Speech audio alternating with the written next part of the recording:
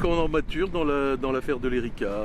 Alors, en l'état actuel de la législation, un commandant peut-il sortir comme ça? L'autorité portuaire ne peut-elle pas le contrôler?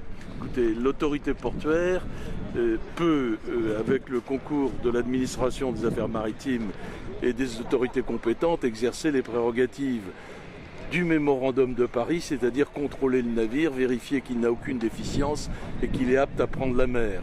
Une fois que on a vérifié que le navire est en bon état, qu'il ne présente pas de déficience, la décision d'appareiller relève du capitaine.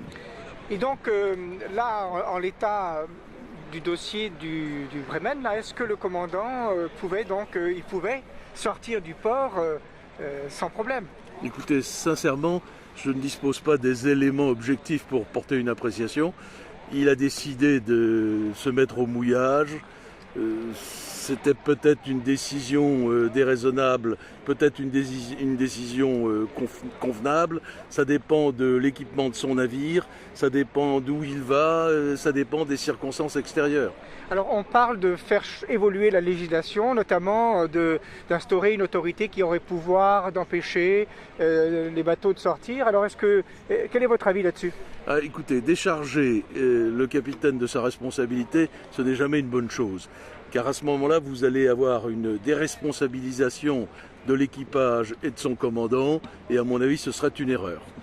Parce que du coup, on s'en remettrait au bulletin météo? Non, on s'en remettrait à des tiers, et à chaque fois que celui qui est à la barre dépend d'un tiers, ça donne des résultats catastrophiques. Merci.